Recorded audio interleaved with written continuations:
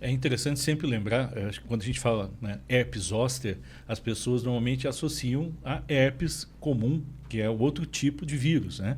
E aqui quando a gente fala da herpes zoster, estamos falando de associar ela às características do sarampo.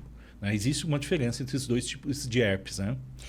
O herpes simples é o herpes labial, aquele que as pessoas têm corriqueiramente na boca. Isso também é uma manifestação de uma doença viral, porém é diferente do herpes zoster, porque o zoster ele tem uma sorologia positiva para o anticorpo da varicela zoster. Então é diferente, não são as mesmas doenças, são coisas diferentes, né? Quando a gente Uhum. fala do zoster, é aquilo que comumente assim na linguagem popular se chama de cobreiro, né? Aquelas manifestações de pele com lesões vesículas que ficam bem doloridas depois, né?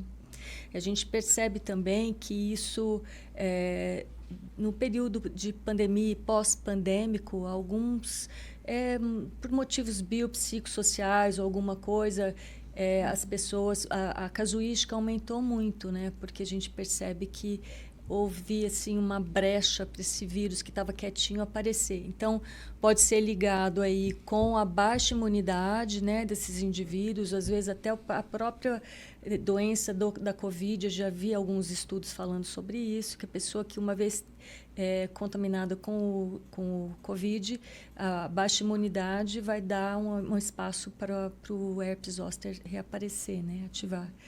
E fatores de estresse, de ansiedade, né? Pessoas imunossuprimidas também vão estar sendo mais suscetíveis ao reaparecimento do vírus, né? Como que o paciente percebe?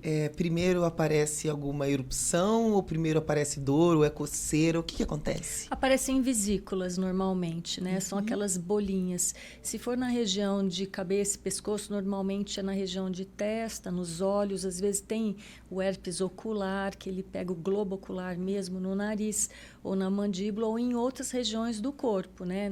Braços, pernas, nas costas, nessa região de dermatos. Então a pessoa vai perceber umas vesículas estranhas, umas bolinhas, e aquilo depois começa a arder, coçar e ter uma dor dependendo da pessoa, intensidade maior ou menor, né? Uma dor intensa, pode ser muitas vezes.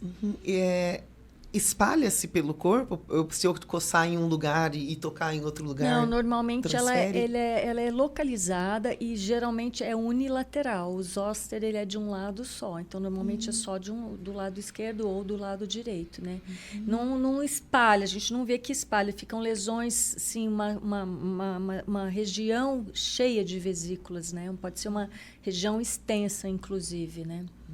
Você disse que pode estar que está associado ao fato de ter tido anteriormente a catapora. Sim, é o mesmo vírus, é o vírus varicela zoster. Então, quem tem o herpes zoster Teve necessariamente teve a catapora ou foi contaminado com a catapora e às vezes não manifestou, né? Se eu não tive, eu estou isenta, nunca vou pegar, É nunca vou ter. difícil saber se a pessoa tem ou não o vírus que está dentro do organismo, né? Porque é como o vírus está espalhado em todo lugar. Então, como o vírus da gripe, como o próprio vírus da Covid está no ar. Então, a gente é difícil afirmar, olha, estamos imunes aí, não vamos ter o zoster. É difícil, né? É transmissível de pessoa para pessoa? Se estiver na fase latente, provavelmente sim. Se estiverem as vesículas presentes, possivelmente esse vírus está podendo ser esparramado, né? Então, a pessoa que ajuda, de repente, nos cuidados de quem está Sim, manifestando tem que tomar um ter cuidado especial. cuidados, tem que ter cuidados, tem que ter cuidados na higiene, tem que ter cuidados no contato com a pessoa, né? Se estiver na fase ativa, sim.